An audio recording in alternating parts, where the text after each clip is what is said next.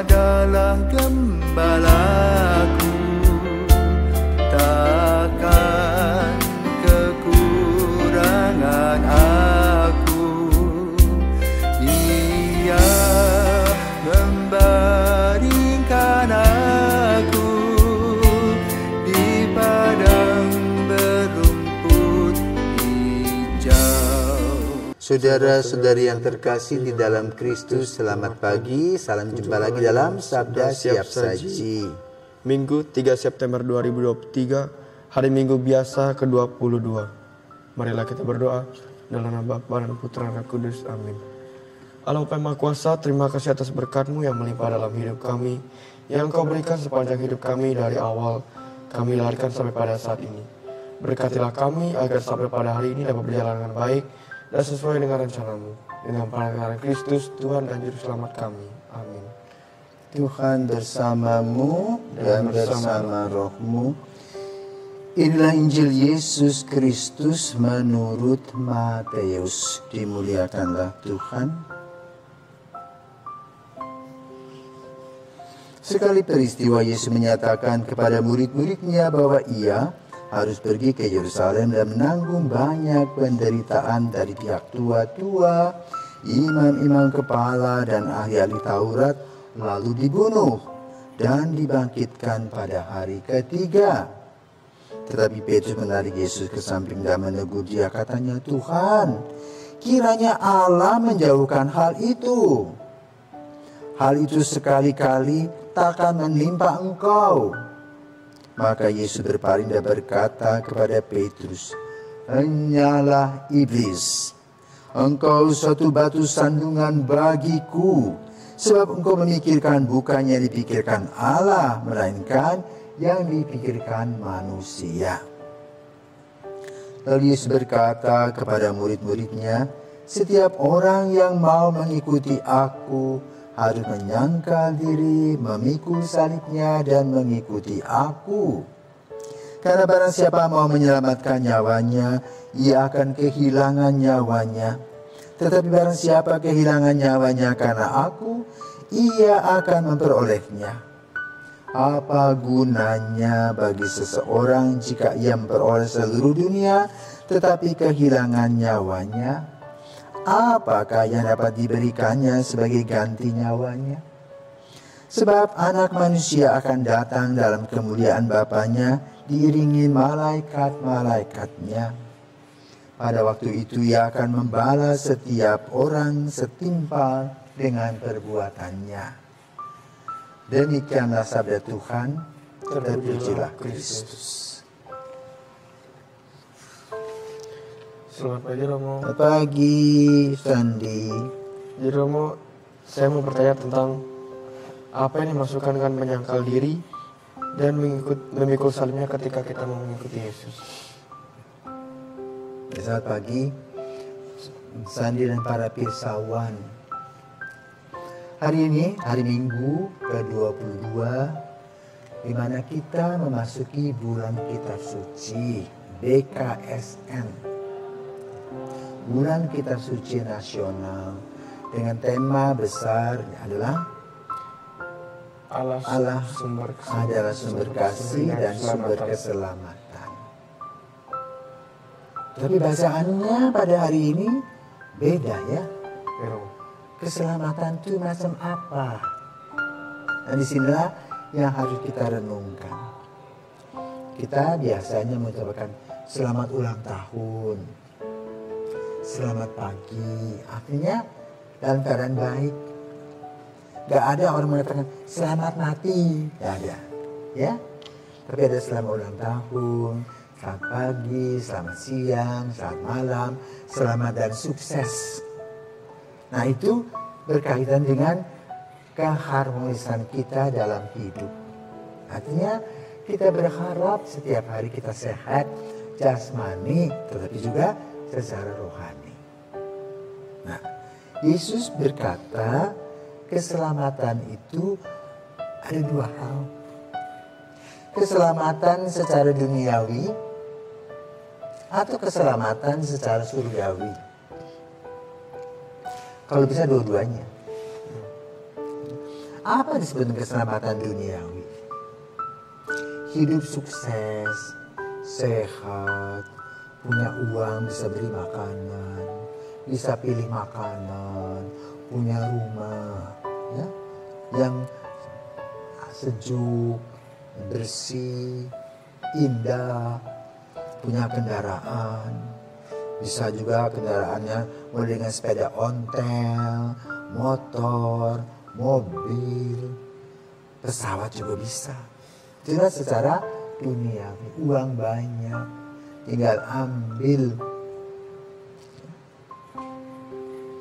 Maka setiap hari kita mengejar uang dan uang. Karena itu tadi memberikan kepada kita kenikmatan. Maka gairah mencari uang itu luar biasa. Bahkan orang bisa membeli orang dengan uangnya. Ya, makanya banyak orang yang kita alami, kita dengar tentang human trafficking, manusia dijual sebagai budak. Ya. Nah, lalu bagaimana format Yesus? Yesus mengingatkan kita bahwa hidup kita di dunia ini berguna. Tetapi juga kehidupan di bumi ini bukan hanya mengisi kenikmatan-kenikmatan dengan nafsu-nafsunya.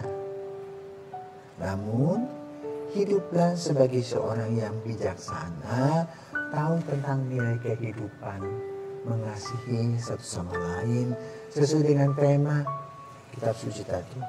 Allah adalah sumber kasih dan keselamatan.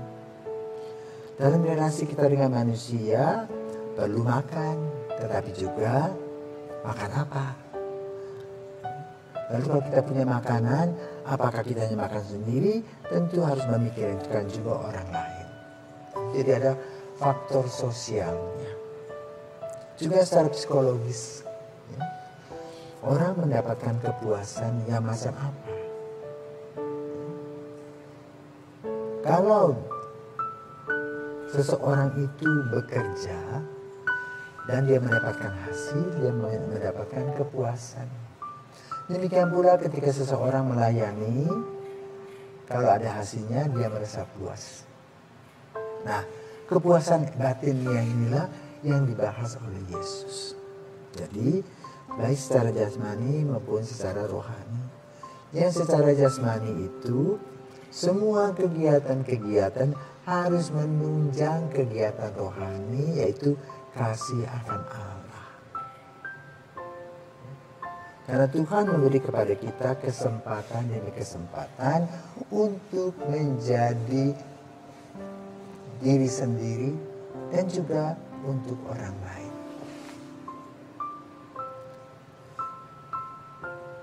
Itulah yang disebut dengan kepuasan.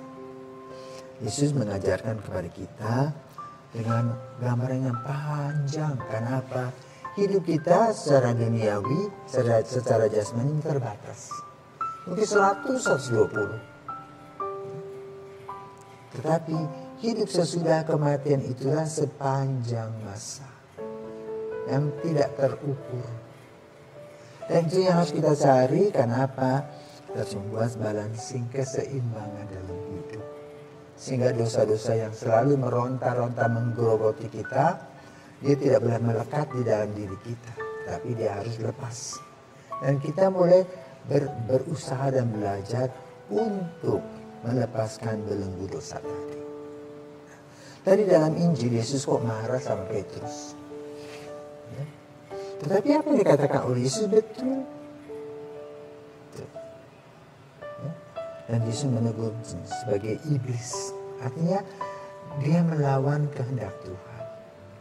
Nah, sebagai manusia, Petrus tentu tidak tahu rencana Tuhan. Tetapi Yesus menerangkan rencana Tuhan kepada dia agar dia juga paham tapi tidak mengerti. Sama seperti kita. Kita pun sebagai pengikut Kristus tahu bahwa ujung-ujungnya kita akan berhadapan dengan Tuhan, di mana kita harus mengisi hidup kita dengan baik. Tetapi apa yang terjadi dengan hidup kita? Tidak beres. selalu mencari kepentingan diri kita. Maka lalu hidup ini perlu berbagi. Dengan gambaran salib, yaitu Allah mencintai manusia vertikal dari atas ke bawah, manusia mencintai Allah dari bawah ke atas. Tetapi bukan hanya satu garis, tetapi juga dua garis yang melintang, yaitu juga secara vertikal, ya, dan horizontal. Jadi mencintai Allah juga melaksanakan kehidupan kita sehari-hari bersama dengan saudara-saudara dalam menggali kasih. Karena tadi katakan Allah adalah sumber kasih, maka kita perlu menggali kasih itu. Nah, kasih tanpa pengorbanan tidak ada apa-apa. Maka Yesus mengajarkan kepada Petrus dan kita agar kita senantiasa siap menjadi orang yang berani memikul salib, berani menghadapi kesulitan dan penderitaan dengan kacamata iman. Ya, maka kitab suci itu membahas tentang sejarah keselamatan. Nah, lalu bagaimana sejarah gereja? Sejarah kitab suci. Diperkirakan kitab suci itu dibuat tahun abad kedua sebelum Masehi. Nah, itulah zaman Musa. Musa lah yang mengumpulkan kitab-kitab itu, dan kita kenal dengan apa yang disebut dengan Pentateuch. Ya. Dari situ kemudian kitab suci ini karena berbentuk dalam gulungan dan situasi perang, maka lalu disembunyikan di sebuah gua. Sehingga tentu karena masalah waktu, ya, juga masalah orang tidak paham, dan dibuang, lalu gereja mengumpulkan. Dan Santo Hieronymus itulah yang diperkirakan puluhan tahun mengumpulkan serpihan-serpihan dan menerjemahkan dari bahasa Ibrani ke dalam bahasa Latin, yang disebut dengan Vulgata. Karena itu dalam program Konsili Vatikan II yang membicarakan tentang Dei Verbum, sabda Allah, maka ditentukanlah bulan kitab suci pada bulan September. Kenapa? Kita memperingati Santo Hieronymus itu setiap tanggal 30 September. Tanpa Hieronymus mungkin kitab suci juga tidak diterjemahkan, ya, masih keleleran. Tetapi dengan dia yang pada abad ketiga itu, dia mulai mengumpulkan dengan biarawan-biarawannya, dan kita mempunyai kitab suci yang disebut dengan Deuterokanonika dan Kanonika. Dan kemudian pada zaman Luther belum selesai, ya, maka lalu gereja Protestan menggunakan Kanonika, kita menggunakan Deuterokanonika. Nah, kepada kita semua, selamat menjalankan bulan kitab suci, mengikuti pengarahan yang diberikan oleh gereja, khususnya dari Komisi Kitab Suci Nasional. Duduklah bersama, men-sharingkan pengalaman seperti dulu para orang-orang Israel di perantauan itu. Ibu-ibunya selalu menceritakan tentang bagaimana Allah mengasihi mereka melalui nenek moyang mereka, melalui mujizat-mujizat yang mereka alami, dan ibu-ibu itu men-sharingkannya kepada anak-anak sehingga anak-anak Yahudi itu hafal kitab suci. Karena kitab suci itu bersifat naratif.